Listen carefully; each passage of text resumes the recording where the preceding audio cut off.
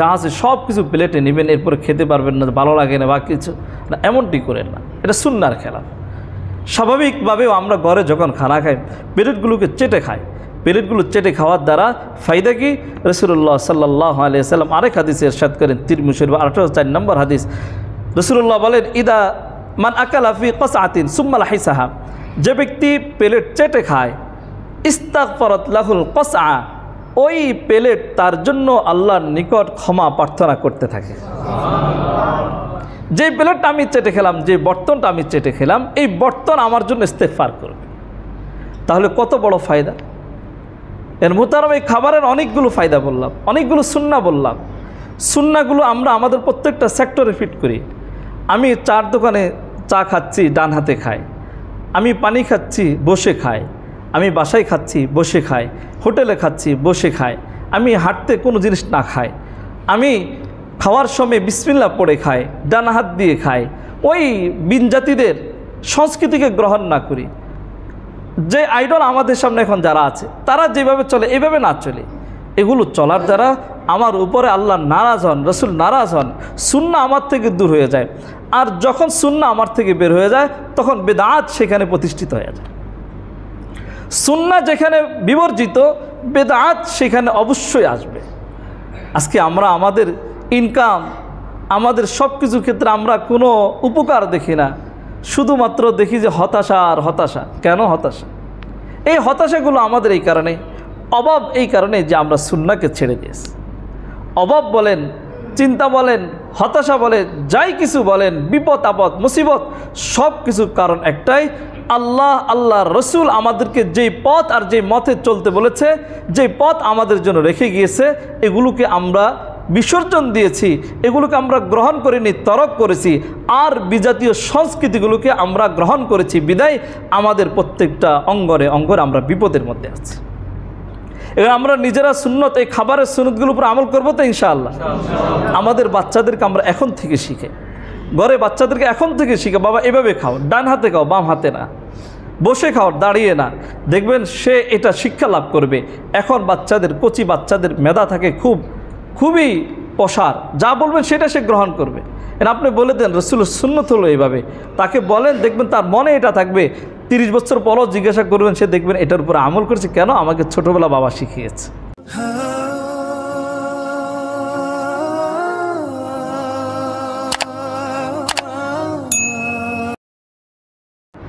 ونشهد أن سيدنا وسندنا وحبيبنا ومولانا محمدا عبده ورسوله صلى الله تعالى عليه وعلى آله وأصحابه وبارك وسلم تسليما كثيرا كثيرا. أما بعد، فقد قال الله تعالى في كلامه المجيد والفرقان الحميد: أعوذ بالله من الشيطان الرجيم، بسم الله الرحمن الرحيم. لقد كان لكم في رسول الله أسوة حسنة لمن كان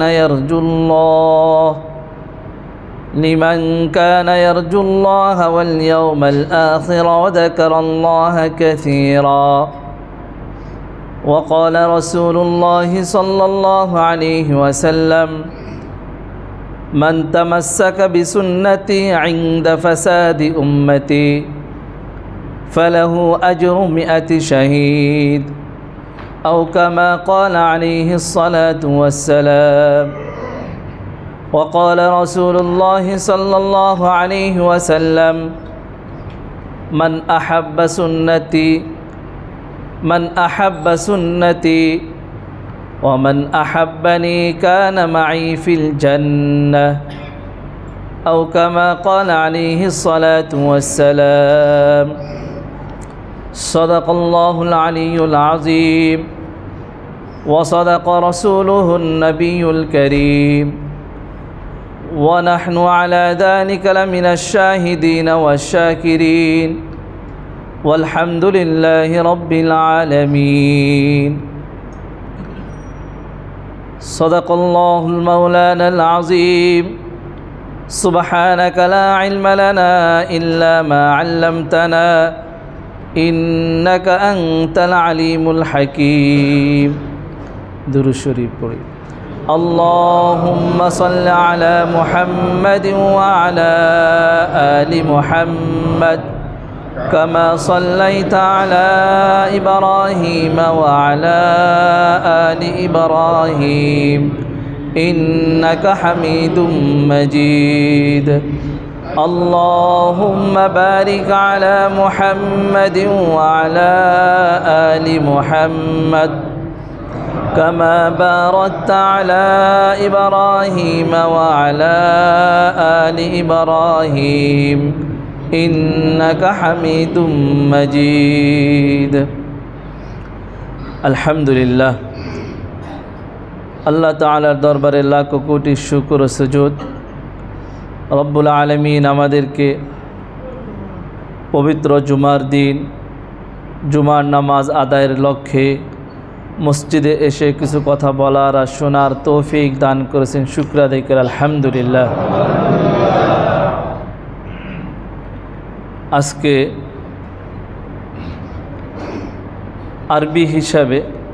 আরবি বর্ষ হিসাবে আজকে হলো বছরের প্রথম দিন 1446 হিজরি শেষ গতকালকে হয়েছে। গতকাল সন্ধ্যা থেকে শুরু হয়েছে আজকে 1447 হিজরি।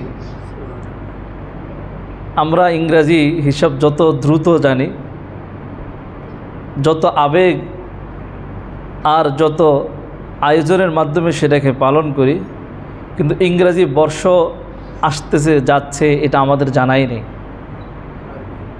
আরবি বর্ষ আসছে যাচ্ছে এটা আমাদের জানাই নেই। অথচ একজন মুমিন মুসলমানের জিন্দিগির অধিকাংশ আমল, সবগুলো আমলে চাঁদের সাথেই সংযুক্ত।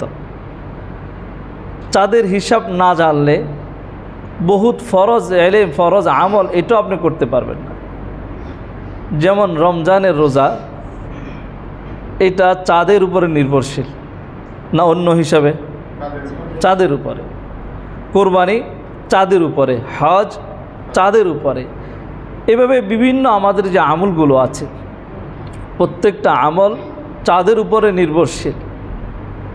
এমনকি আমরা যে আমাদের হায়াত গণনা করি, এই হায়াত গণনা করাও শরীয়তে রাসূলের নির্দেশ হলো আরবি হিসাবে, আরবি বর্ষ হিসাবে আমাদের হায়াত গণনা হয়।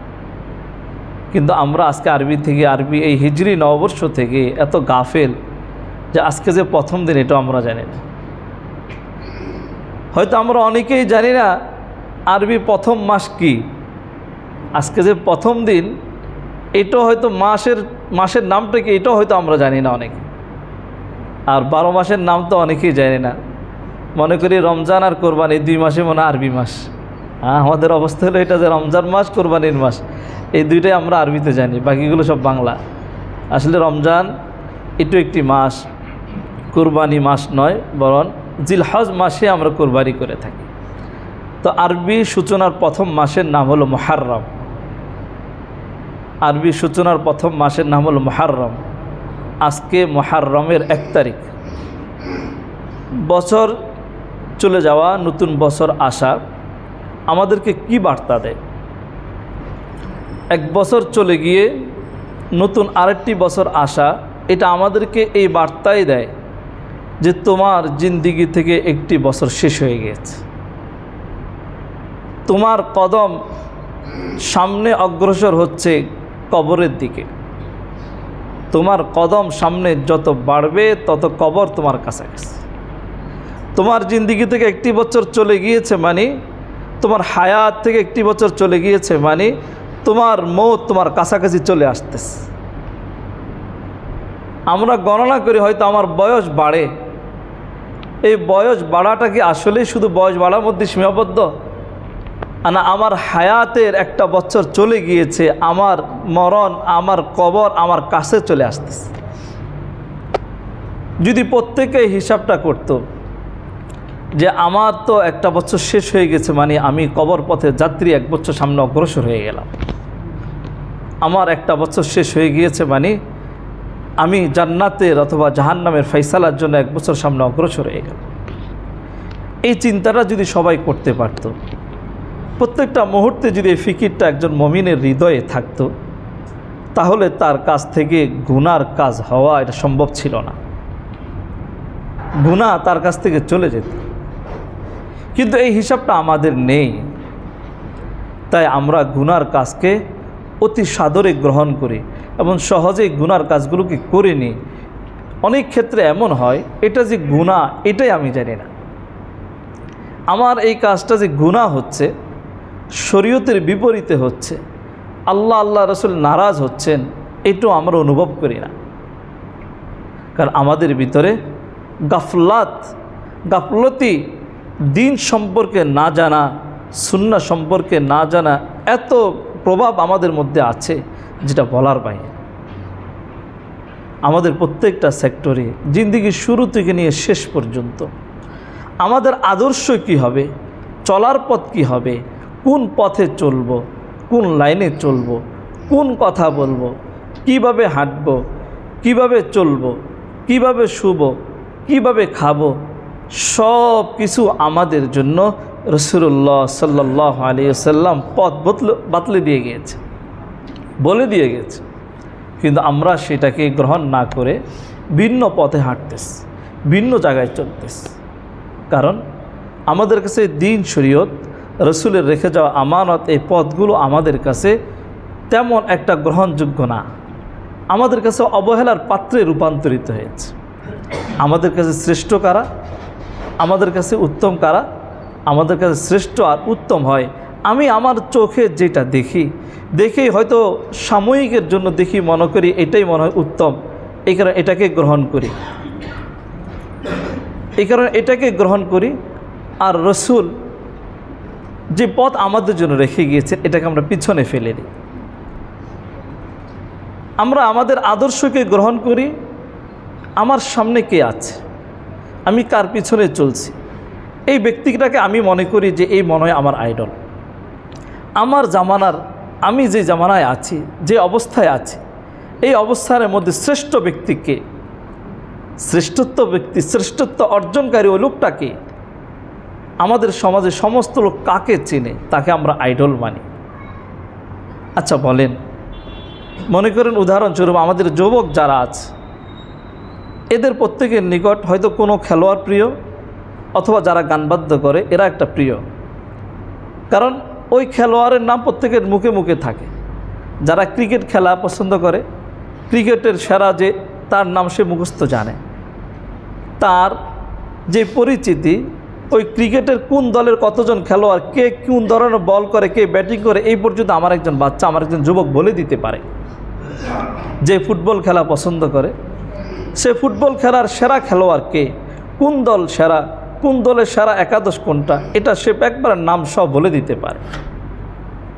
একজন মুমিন যে সুন্নাহর উপরে চলে, সে বলে দিতে পারে সুন্নাহর লাইনে কে সর্বোচ্চ মহান আসনে সমসীন আছে, এই সুন্নতের লাইনে, আমলের লাইনে কে সবচাইতে বড়, সে বলে দিতে পারে। ওই প্রথম দুইজনের বলা, খেলোয়াড়ের নাম বলা, এই দুইজন শ্রেষ্ঠ না যে সুন্নাহর লাইনে চলে এর শিকড়ে কারা চলতেছেন এটা বলতে পারে কোনটা উত্তম? 3 নম্বরে যার কথা বললাম এটা উত্তম। কিন্তু আমরা এই উত্তমতাটাকে ছেড়ে দিয়েছি, আগে দুইটাকে গ্রহণ করেছি। আবার একটু যারা উপরের লেভেলে চলে গিয়েছে, তারা তাদের আইডল মানে, আমি যদি রাজনীতি করি তো আমার রাজনীতির মধ্যে আইডলকে, এই লাইনে সবচেয়ে সেরাকে, সে কোন পথে চলে আমি এটাকে গ্রহণ করি। যে ব্যবসা করে, বিজনেস করে, সে ব্যবসার বিজনেসের নীতিতে সে চেষ্টা করে যে এই পথে কে সবচাইতে সেরা, এই পথে কে কোনভাবে হেঁটে, কোনভাবে কথা বলে, কোন শব্দ চয়ন করে সে এই লাইনে অগ্রসর হয়েছে, ব্যবসায় লাভবান হয়েছে, আমি ওইটাকে গ্রহণ করি। এই ফিকিরগুলো আজকে আমাদের মধ্যে আছে, কিন্তু মাঝখান দিয়ে যেটা বললাম সুন্নাহর ফিকির, এই ফিকিরটা আমাদের ভিতরে নেই। না থাকার কারণে ওই মানুষ যেটাকে আইডল মনে করে, যেটাকে গ্রহণ করে চলতেছে, এরা প্রত্যেকেই সুন্নাহর বিপরীতে চলতেছে। সুন্নার বিপরীতে চলার কারণে ওইটা আমাদের কাছে আইডল হয়ে গিয়েছে। কিন্তু সুন্নাহ অনুযায়ী যারা চলে, সুন্নতকে গ্রহণ করে যারা চলে, তাদের জিন্দিগি আমাদের কাছে আইডল হয় না।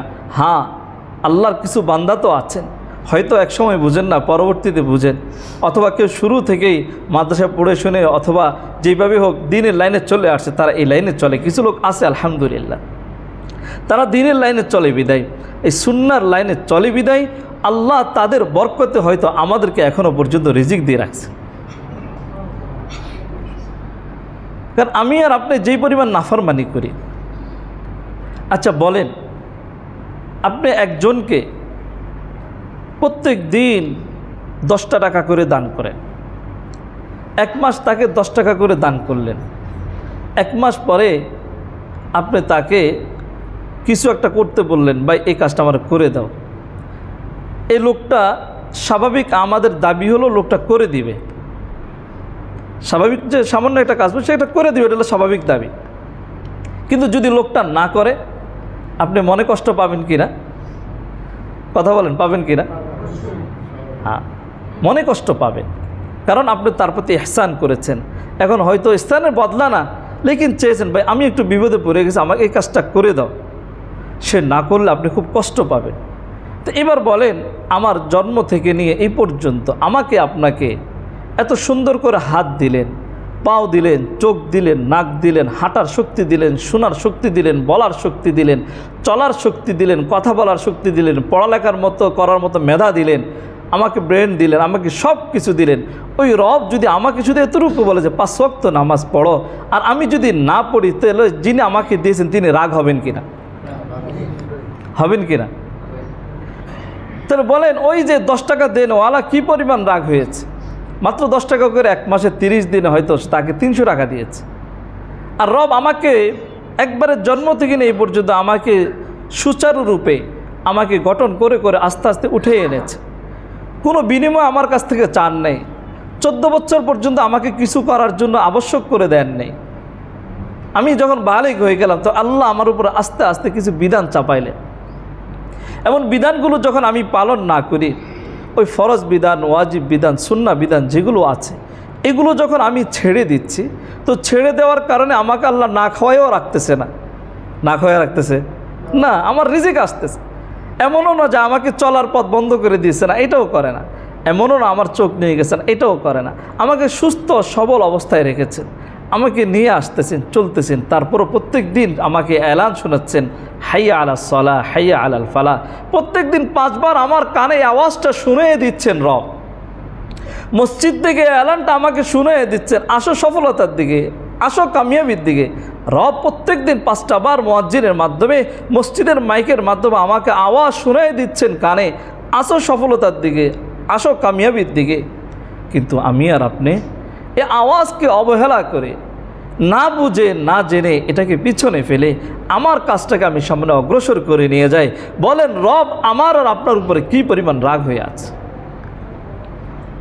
ওই 10 টাকা দেনওয়ালা কী পরিমাণ রাগ হতে পারে, আর রব আমার উপরে কী পরিমাণ রাগ হয়ে আছে? রব যদি আমার আর আপনার উপরে তার প্রকৃত রাগটাকে যদি আমাদের উপরে প্রয়োগ করতেন, তাহলে আমরা ওই বিধান পালন না করার কারণে যদি আমাদেরকে খানা বন্ধ করে দিতেন, আমাদের হাত পা চোখ মুখ সব যদি নিয়ে যেতেন, কিছু করার ছিল? কিছু করার না, অভিযোগের কিছু ছিল না, কিছু করার ছিল না। রব আমাদের প্রতি এত ইহসান করতেছে, এত ইহসান করতেছেন।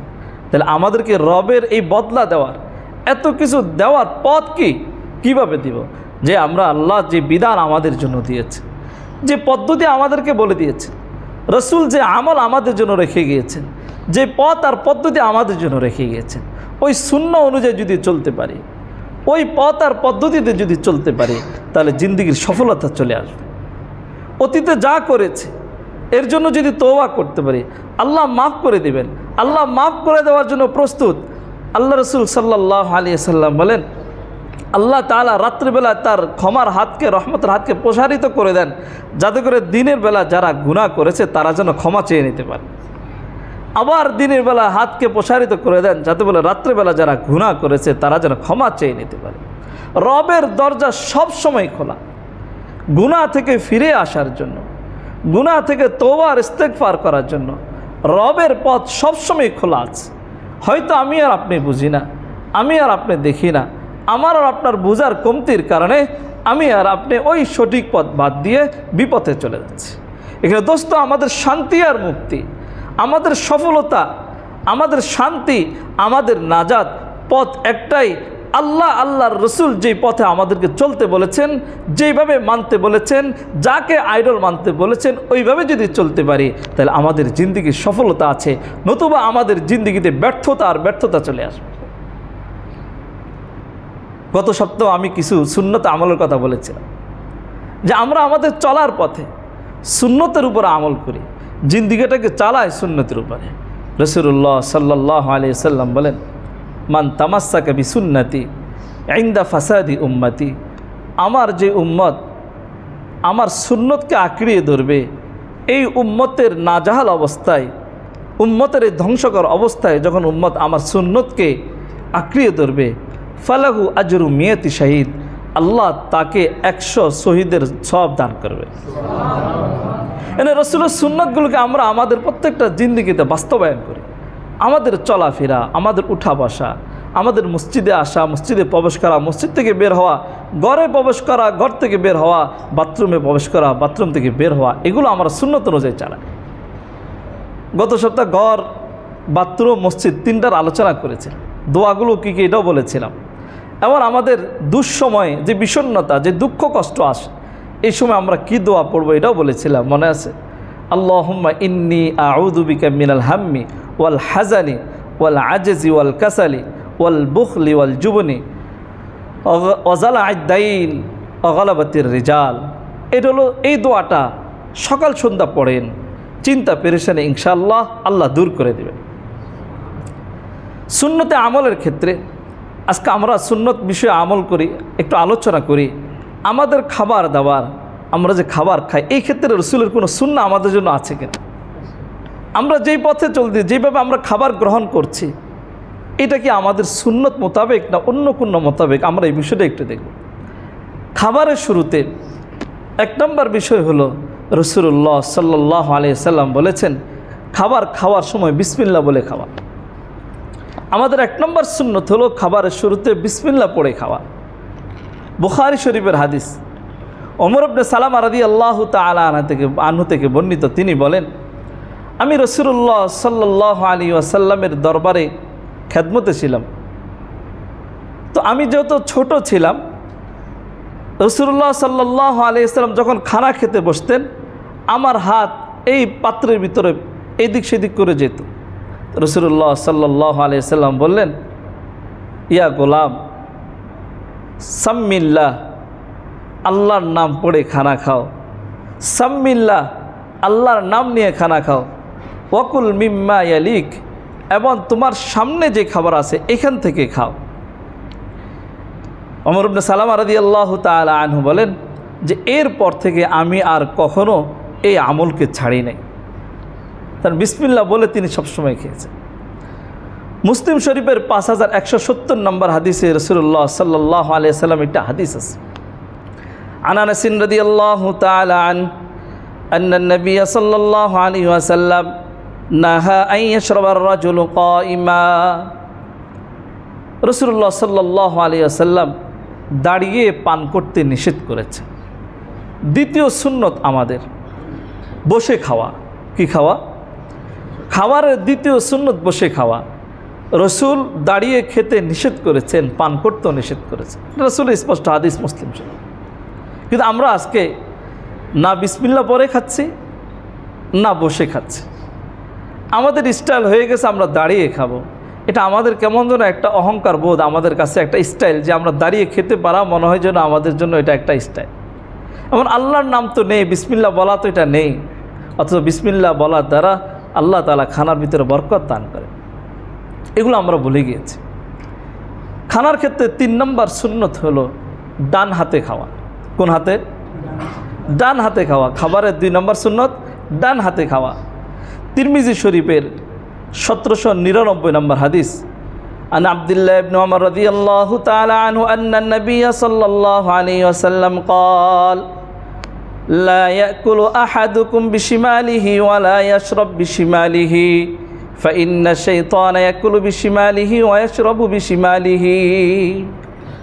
রাসূলুল্লাহ সাল্লাল্লাহু আলাইহি ওয়াসাল্লাম বলেন, ইদা আকালা আহাদুকুম, যখন তোমাদের কেউ খানা খায় সে যেন ডান হাত দিয়ে খায়, বাম হাত দিয়ে না খায়, এবং যখন পানি পান করে সে যেন বাম হাত দিয়ে পানি পান না করে। কেননা বাম হাত দিয়ে খাওয়া আর পানি পান করা এটা শয়তানের কাজ। তার মানে বাম হাত দিয়ে খাওয়া এটা কার কাজ? আমরা কোন হাতে খাবো? ডান হাতে খাবো। রাসূল আমাদেরকে বলে দিয়েছেন খাবারের সুন্নত হলো ডান হাতে খাওয়া। তাহলে 1 নম্বর সুন্নত পাইলাম বিসমিল্লাহ বলা, 2 নম্বর সুন্নত পাইলাম বসে খাওয়া, 3 নম্বর সুন্নত পাইলাম ডান হাতে খাওয়া। এবার বলেন এই 3টা আমল আমাদের মধ্যে আছে কিনা? আমাদের মধ্যে নেই। তালাশ করলে পাওয়া যাবে অধিকাংশ ঘরে, অধিকাংশ লোকের মাঝে এই আমলটা নেই। আমি হোটেলে বসে খাচ্ছি, চার দোকানে বসে চা খাচ্ছি, আজকে আমাদের নিকট বাম হাতে খাওয়াটা স্টাইল হয়ে গেছে। বাম হাতে না খেলে এটা তো খাওয়াই হয় না, কেমন যেন এটা স্টাইলে পরিণত হয়েছে যে আমাকে বাম হাতে খেতে হবে। কেন ভাই? বাম হাতে তো আল্লাহ তাআলা তো বাম হাতে খাওয়ার জন্য, রাসূল তো বাম হাতে খাওয়ার জন্য বলেন নাই। আমাকে ডান হাত দিয়েছেন ভালো কাজের জন্য, বাম হাত দিয়েছেন খারাপ কাজের জন্য। বলে বাম হাতে তো আল্লাহর সৃষ্টি। হ্যাঁ, বাম হাতও আল্লাহর সৃষ্টি, এটা বোঝার জন্য বলি। আপনি ডান হাত বাম হাত উভয়টা তো হাত, যদি কারণ উভয়টা হাত উভয় দিয়ে খাবো তাহলে বোঝেন নাকও একটা ছিদ্র, মুখও একটা ছিদ্র। খায় মুখ দিয়ে, নাক দিয়ে খাওয়া যায় কিনা? নাক দিয়েও খাওয়া যায়। অসুস্থতা অবস্থায় কিসে দ্বারা খান? 5 লাগায় নাক দিয়ে খাওয়া যায়, তার মানে খাবার নাক দিয়েও ঢুকে। তা আপনি মুখ দিয়ে না খায় নাক দিয়ে খান সবসময়। বলে না, নাকটাকে আমাকে নির্ধারণ করা হয়েছে নাকটা শ্বাস নেওয়ার জন্য, আর মুখটাকে নির্ধারণ করা হয়েছে খাওয়ার জন্য। ঠিক আমাকে ডাইন হাত বাম হাত উভয়টা দিয়েছেন। ডাইন হাতকে নির্ধারণ করা হয়েছে ভালো কাজের জন্য, আর বাম হাতকে নির্ধারণ করা হয়েছে খারাপ, আমাকে অপবিত্র জিনিসকে দূর করার জন্য। এখানে খাওয়া যেহেতু আমার একটা উত্তম কাজ, এখানে আমি ডাইন হাতে খাবো, বাম হাতে এটা শয়তান খাবে। এটা শয়তানের সাথে যদি আমাদের সাদৃশ্যতা থাকে, মিল থাকে, তাহলে আমিও কেমন যেন শয়তান হয়ে গেলাম। এর থেকে বাঁচার জন্য আমার কাজ একটাই, বিধর্মীদের এই সমস্ত স্টাইলকে বাদ দিয়ে আমরা ডান হাতে খাবার গ্রহণ করব। আল্লাহ আমাদেরকে আমল করার তৌফিক দান করুন। রাসূলুল্লাহ সাল্লাল্লাহু আলাইহি ওয়াসাল্লাম আরেকটি হাদিস, রাসূলুল্লাহ সাল্লাল্লাহু আলাইহি ওয়াসাল্লাম বলেন, ইদা আকালা আহাদুকুম ফালিয়াকুল বিয়ামিনিহি, তোমাদের কেউ যখন খায় সে যেন ডান হাত দিয়ে খায়। ওয়ালিয়াশরাব বিয়ামিনিহি, এবং যখন পান করে তখন যেন বাম হাত দিয়ে পান করে। ফাইন্না শাইতানা ইয়াকুলু বিশিমালিহি ওয়া ইয়াশরাবু বিশিমালিহি, কেননা শয়তান সে বাম হাত দিয়ে খায় এবং বাম হাত দিয়ে পানাহার করে। খাবারের ক্ষেত্রে চতুর্থ সুন্নত হলো আমাদের জন্য আঙ্গুল চেটে চেটে খাওয়া। ভাত খাওয়ার পরে আঙ্গুল চেটে খাওয়া। রাসূলুল্লাহ সাল্লাল্লাহু আলাইহি ওয়াসাল্লাম বলেন, ইদা কালা আহাদুকুম ফালইয়ালইক আসাবিআহু। রাসূলুল্লাহ সাল্লাল্লাহু আলাইহি ওয়াসাল্লাম বলেন, তোমাদের কেউ যখন খানা খায় ফালইয়ালইক আসাবিআহু, সেজন্য তার আঙ্গুলগুলোকে চেটে চেটে খায়, চেটে চেটে খায় আঙ্গুলগুলোকে। ফাইন্নাহু লা ইয়াদরি ফি আইয়াতিহিন্নাল বারাকা, কেননা সে জানে না খাবারের বরকত কোন স্থানে আছে। আমরা যখন খানা খাই আমাদের আঙ্গুলের সাথে খাবার লেগে থাকে কি না? কিন্তু যদি আমরা আঙ্গুলটা চেটে না খাই তাহলে আঙ্গুলের মধ্যে যে খাবারটা লেগে আছে এটা তো ধোয়ার সাথে পড়ে যেতে পারে না? তাহলে হয়তো এই খানার ভিতরে বরকত রয়ে গিয়েছে, এই বরকতটাই তো আমি খাইতে পারলাম না, তো আমার খাবারের বরকত হবে কি করে? এখানে রাসূলুল্লাহ সাল্লাল্লাহু আলাইহি ওয়াসাল্লামের নির্দেশ, যখন তোমরা খানা খাবে হাতের আঙ্গুলগুলোকে চেটে চেটে খাবে। খাবারের ক্ষেত্রে পঞ্চম আরেকটি সুন্নত হলো, আন জাবিরিন রাদিয়াল্লাহু তাআলা আনহু আন্নান নবী সাল্লাল্লাহু আলাইহি ওয়াসাল্লাম قال ইদা আকালা আহাদুকুম তাআমান ফাসাকাতাত লুকমাতান ফালিয়ুমিত মা রাবাহু মিনহা সুম্মা লিমিতহা ওয়ালা ইয়াদআহা লিশ-শাইতান। পঞ্চম সুন্নত হলো, যদি কোনো খাবার পড়ে যায়, কোনো লোকমা যদি পড়ে যায় তাহলে ওই খাবারকে উঠিয়ে খেয়ে নেওয়া। পঞ্চম সুন্নত, যদি কোনো লোকমা অথবা কোনো খাবারের কোনো অংশ যদি পড়ে যায় সেটা যেন আমরা উঠিয়ে খেয়ে নিই। রাসূলুল্লাহ সাল্লাল্লাহু আলাইহি সাল্লাম বলেন, ইদা আকাল আহাদুকুম তাআমান, তোমাদের যে কেউ যখন খানা খায়, ফাসাকাতাত লুকমাতান, যদি কোনো লোকমা তার পড়ে যায়, কোনো খাবার যদি তার পড়ে যায়, ফালইউমিত মা রাবাহু, সে যেন সেটা উঠিয়ে ময়লাগুলো দূর করে নেয় অতঃপর খেয়ে নেয়, ময়লাগুলো দূর করে যাতে করে খেয়ে নেয়। কেননা যেটা পড়ে গেল এটাকে যদি সে রেখে দেয়, ওয়ালা ইয়াদআহা লিশ-শাইতান, যদি এটা রেখে দেয় এটা শয়তান খেয়ে ফেলবে। আমার যে লোকমাটা পড়ে গেল, যে খাবারটা পড়ে গেল, এটা যদি আমি উঠিয়ে রাখাই তো এটা থেকে গেল, ওইটা খাবে কে? শয়তান। খাবে কে? শয়তান। তা আমি শয়তানের সহযোগী হয়ে গেলাম। এখানে খাবারের লোকমা যখন পড়ে যায়, লোকমাটাকে উঠিয়ে নেওয়া। বাচ্চাদেরকে ছোটোকাল থেকে শেখানো যে বাবা কোনো জিনিস পড়লে উঠিয়ে খাওয়া, পড়লে উঠিয়ে খাওয়া। এটা ঘটনার কথা মনে হয়েছে, শুনেছি বহুত জায়গায়, হয়তো আপনারাও শুনেছেন। এক বাবা এক বাচ্চা তার স্ত্রী সহ যাচ্ছে শ্বশুর বাড়ি, বাপের শ্বশুর বাড়ি, বাচ্চার নানার বাড়ি, মায়ের বাপের বাড়ি। বাচ্চা মানে ছোটো মানুষ চকলেট খাইতেছে অথবা কোনো একটা জিনিস খাচ্ছে, তো মুখ থেকে পড়ে যায় না, বাচ্চাদের হাত থেকে পড়ে যায়, তো বাচ্চা এটা উঠে উঠেই খাচ্ছে। বাবা বলছে, বাবা যে জিনিস পড়ে যায় এটা খেতে নাই, এটা উঠাইতে নাই। বাবা বলছে যে জিনিস পড়ে যায় এটা উঠাইতে নাই। কিন্তু যাইতে যেতে সামনে পিছলা খায়া এক জায়গায় মা পড়ে গেছে। কে পড়ে গেছে? মা পড়ে গেছে। এখন বাবা যখন মাকে উঠাইতে গেছে, বাচ্চা বলতেছে বাবা পড়ে যাওয়া জিনিস উঠাইতে নাই। এবার বলেন, যে পড়ে গেছে স্ত্রী বা ছেলের মা, একে না উঠে যদি শ্বশুর বাড়ি যায় জায়গা পাবে? কথা বলেন, জায়গা পাবে না। ঘটনাটা যদিও হাসার, শিক্ষণীয় আছে আমাদের অনেক কিছু। ওই স্বামী তার স্ত্রীর সাথে স্ত্রীর সম্পর্ক হওয়ার কারণে শ্বশুর বাড়ি জায়গা পেয়েছে। আল্লাহ যে নেয়ামত আমাকে আপনাকে দিয়েছেন, ওই নেয়ামত যদি আমার আর আপনার থেকে পড়ে যায়, নেয়ামতের অবহেলা আমি করলাম, আমাদের জন্য আল্লাহ যে জান্নাত রেখেছেন এটাতে আমরা জায়গা পাবো কিনা?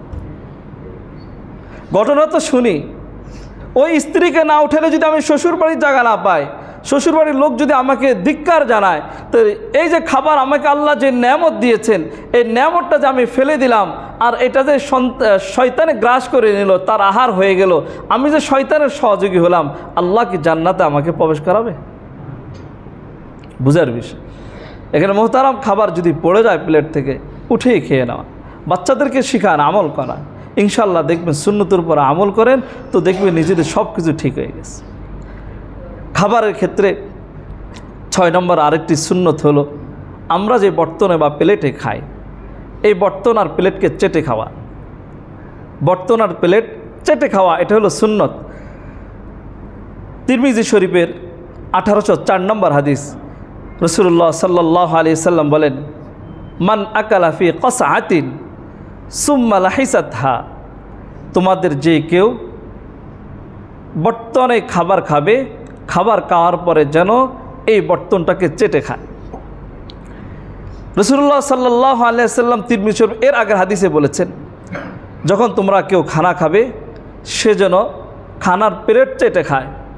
চেটে যদি না খায় তাহলে প্লেটে যে খানাটা থেকে গেল, ওয়ালা ইয়াদআহা লিশ-শাইতান, সে যেন শয়তানের জন্য এটাকে রেখে না দেয়। কারণ সে জানে না ফাইয়াতুহুন্না ফিল বারাকা, বরকত কোথায় আছে। প্লেটে যে খাবারটা রয়ে গেল, এটা যদি আমরা শেষ না করে রেখে দিই, এই প্লেটের খাবারের মধ্যেই তো বরকত থাকতে পারে কি না? কথা বলেন, পারে কি না? তাহলে আমার তো জানা নাই খাবারের কোন অংশ বরকত আছে। কিন্তু আজকে আমাদের প্লেটের মধ্যে খাবার রেখে দেওয়া, এটা হলো সবচাইতে বড় সংস্কৃতি হয়ে গেছে। যে আমি খাবার দিয়ে, আমার সামনে খাবার আসবে, সবগুলো খেয়ে ফেলবে, মানুষ কি বলবে, আমি মনে হয় খাওয়া দাওয়া না, এটা সুন্নার খেলা। আপনি পুরাটা খাওয়া, এটা হলো সুন্না। রেখে দেওয়া স্টাইল হয়ে গেছে। আজকে আমাদের বিবাহ শাদীগুলো, অনুষ্ঠানগুলোতে কি পরিমাণ খানা অপচয় হয় জানেন? এক একটা অনুষ্ঠান, বিবাহ শাদী অনুষ্ঠানে যেই পরিমাণে খাবার অপচয় হয়, আমার মনে হয় যেই পরিমাণ খাবার অনছে কমপক্ষে 100 মানুষ খেতে পারবে। বড় বড় অনুষ্ঠানগুলোকে যেই পরিমাণ খানা অপচয়, কমপক্ষে 100 মানুষ খেতে পারবে। তাহলে এই খানাগুলো কেন আপনি নষ্ট করেন? এই অধিকার আপনাকে কে দিয়েছে? আল্লাহ আপনাকে দুনিয়াতে রিজিক যেটুকু দিয়েছেন এতটুকু আপনি খেতে পারবেন, এর বেশি পারবেন না।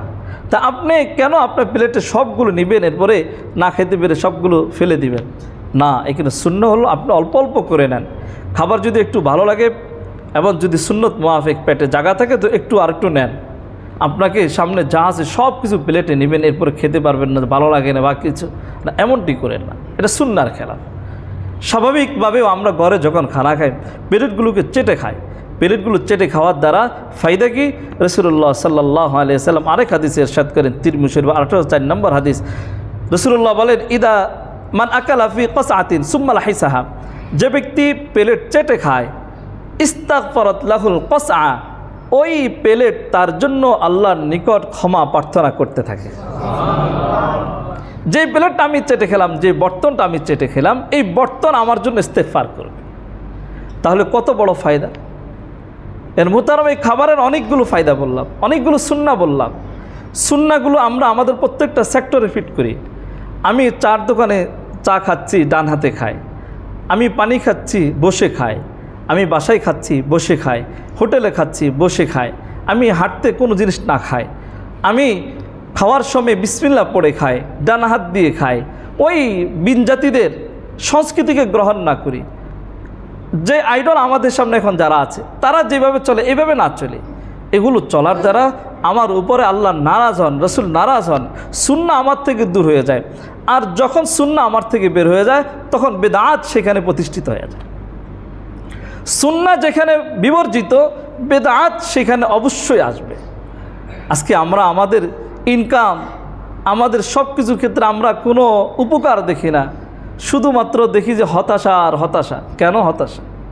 এই হতাশাগুলো আমাদের এই কারণে, অভাব এই কারণে যে আমরা সুন্নাহকে ছেড়ে দিয়েছি। অভাব বলেন, চিন্তা বলেন, হতাশা বলেন, যাই কিছু বলেন, বিপদ আপদ মুসিবত, সব কিছুর কারণ একটাই, আল্লাহ রসুল আমাদেরকে যেই পথ আর যেই মতে চলতে বলেছে, যেই পথ আমাদের জন্য রেখে গিয়েছে, এগুলোকে আমরা বিসর্জন দিয়েছি, এগুলোকে আমরা গ্রহণ করিনি, তরক করেছি। আর বিজাতীয় সংস্কৃতিগুলোকে আমরা গ্রহণ করেছি, বিদায় আমাদের প্রত্যেকটা অঙ্গরে অঙ্গরে আমরা বিপদের মধ্যে আছি। এবার আমরা নিজেরা সুন্নত, এই খাবারের সুন্নতগুলোর উপর আমল করবো তো ইনশাআল্লাহ। আমাদের বাচ্চাদেরকে আমরা এখন থেকে শিখে, ঘরে বাচ্চাদেরকে এখন থেকে শিখে, বাবা এভাবে খাও, ডান হাতে খাও, বাম হাতে না, বসে খাও, দাঁড়িয়ে না, দেখবেন সে এটা শিক্ষা লাভ করবে। এখন বাচ্চাদের, কচি বাচ্চাদের মেধা থাকে খুবই প্রসার, যা বলবেন সেটা সে গ্রহণ করবে। আপনি বলে দেন রসুলের সুন্নত হলো এইভাবে, তাকে বলেন, দেখবেন তার মনে এটা থাকবে। 30 বছর পরও জিজ্ঞাসা করবেন, সে দেখবেন এটার উপরে আমল করেছে। কেন? আমাকে ছোটোবেলা বাবা শিখিয়েছে। এ কারণে ইনশাআল্লাহ প্রত্যেকে সুন্নতের উপর আমল করবে ইনশাআল্লাহ। বাম হাতে খাওয়া বাদ দিব তো ইনশাআল্লাহ। প্লেটে খাবার রাখার যে অপসংস্কৃতি, এটাকে বাদ দিব তো ইনশাআল্লাহ। আল্লাহ আমাদের প্রত্যেককে কথাগুলো বুঝে আমল করার তৌফিক দান করুন। সুবহানাকাল্লাহুম্মা বিহামদিকা আশহাদু আল্লা ইলাহা